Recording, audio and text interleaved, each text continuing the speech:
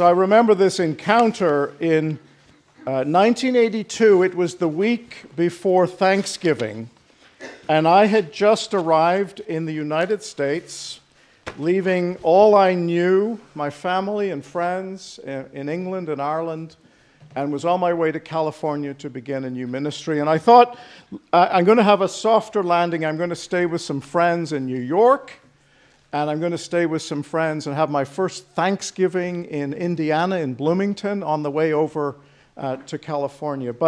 So I'd literally gotten off the boat, or off the 747, and I was in this alien land.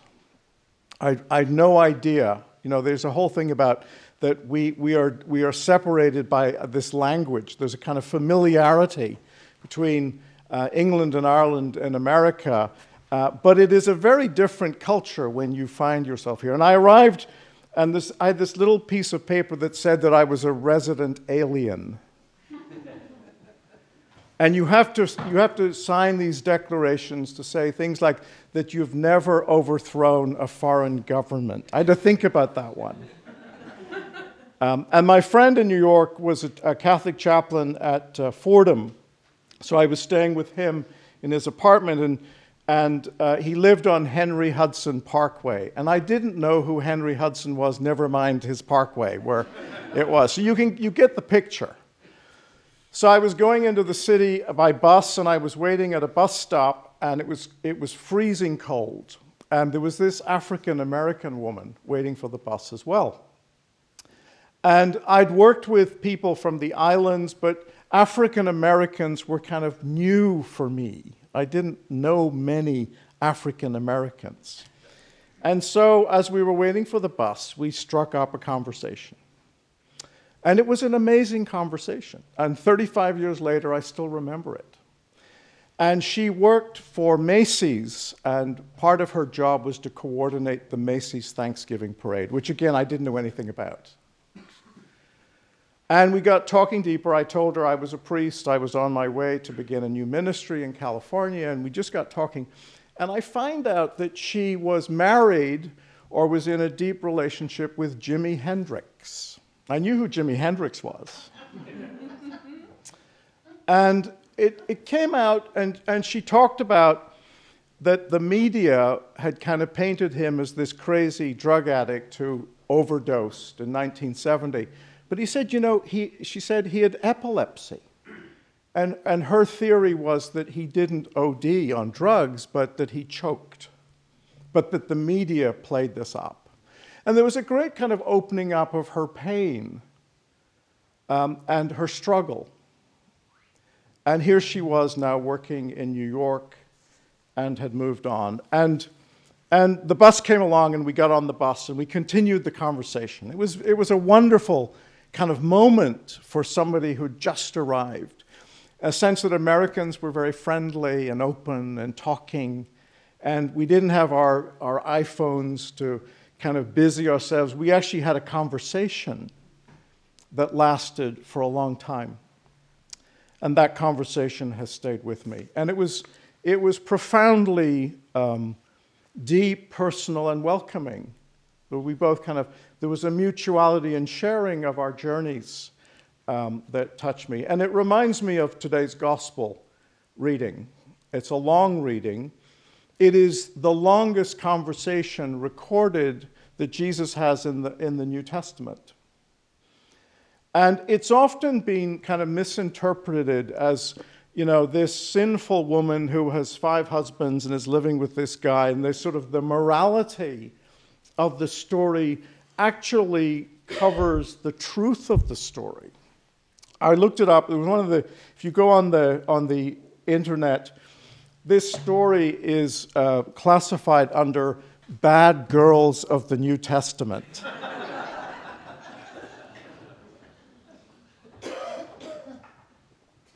But I don't see it that way. And what you have is Jesus is in an alien land. Samaria is a kind of no-go area for Jews. We know the Samaritans, they had their own temple. Assyria invaded them in the 6th century and took their people away and brought 5 of their tribes. It was like set up a colony, an Assyrian colony. So they were kind of mixed blood. And the Jews in Galilee and in Judah didn't trust them. They were unclean. They weren't really Jews. And for Jesus and his disciples to have to get from Judah to Galilee, they would have to go through Samaria. And so Jesus is in this kind of strange alien land. And the idea that, first of all, he's alone. It's unusual that Jesus is ever alone, other than when he's saying his prayers.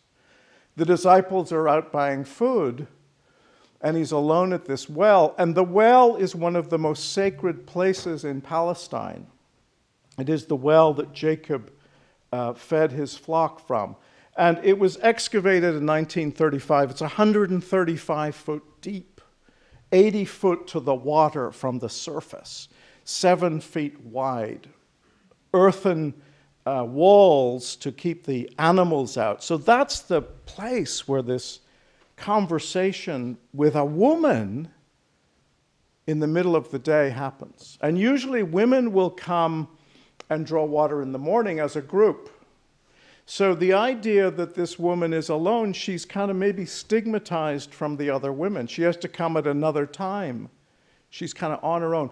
But what is really interesting, it's not just that this Samaritan woman is talking to a Jewish rabbi, but that she is theologically engaging Jesus. She's talking about how God is to be worshipped. Should God be worshipped in Jerusalem, as the Jews teach, or on Mount Gerizim here in Samaria, where we have our own temple? And they're talking about the Messiah, because the Samaritans also believed in the coming of a Messiah. And the audacity of a woman to have a conversation with a man and to engage him theologically was completely against the culture of the day. And that's the kind of context. And what we see unfolding in this conversation, in those days, it was almost impossible for a woman to get a divorce. So when she talks about this man understands who I am, my journey, and loves me and respects me, probably she had 5 men who dumped her. They divorced her. And it may be if she's living with someone who's a slave, they're not allowed to get married. So for Jesus, there is a kind of knowing, and the conversation goes into another level, talking about God and theology. And it is my belief that Jesus has a revelation because of this conversation, and that his concept of what it means to be the Messiah, salvation comes from the Jews. My mission is to the Jews. Guess what? My mission is maybe something different that I hadn't thought about before.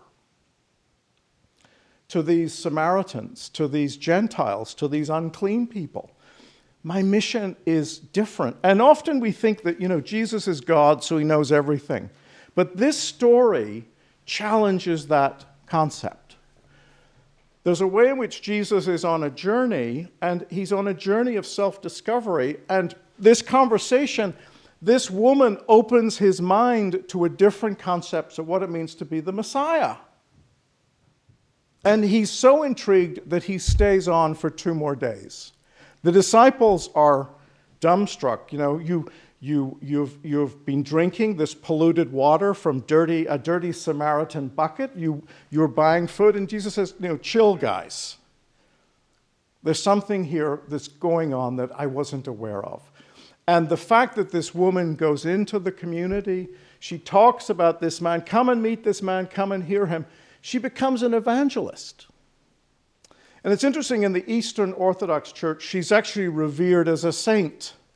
Her name is Saint Fotini, which means the illumined one. And she's depicted in icons, and she has her own saint day. And there's a tradition of giving drinks to people on that day. School kids will go onto the roads and give drinks in her memory. So this is a really profound story about how an unlikely human being in a very unlikely place changes the direction of the understanding of human salvation. That's a very profound story. It was a very rare and surprising encounter, and Jesus' ministry changes because of this conversation, you know. So I want to kind of apply that to our world today. Some of you have seen that wonderful musical Into the Woods by Stephen Sondheim, and it's quite a brilliant way in which he weaves together these fairy tales and these characters, and they're all in the deep, dark, scary woods, and they're all trying to find their way home, right? We're all trying to find our way through the deep, dark, scary woods. And the characters all have something that other characters need to get home. And so he weaves this story where we're all connected, and it's like we have pieces of this jigsaw puzzle that someone needs. We don't know what they need. We don't know what we're holding. But the image that Sondheim gives is this kind of modern awareness of the kind of new idea that the revelation Jesus has, that salvation is this interconnected relationship. And if we avoid the Samarias and the Samaritans of our world, we are not only missing pieces for ourselves in our spiritual journeys, but we may be withholding those pieces of the puzzle that other people need. So I wonder, what that means in your life, and the people that you meet, and the conversations that you'll have in the garage or the supermarket or in the office or with your neighbor or on the street. And those surprising conversations that change the way we think about ourselves or we think about our world. And in a climate in the country where it is becoming more and more difficult to have those conversations, the gospel reminds us that this is necessary to our path to salvation as individuals and as a community. So allow yourself to be surprised by new information that may come from the most unlikely places and from the most unusual people. And we don't have all the pieces yet. And I wonder what secrets you are simply and quietly holding that are simply the pieces someone else is longing for.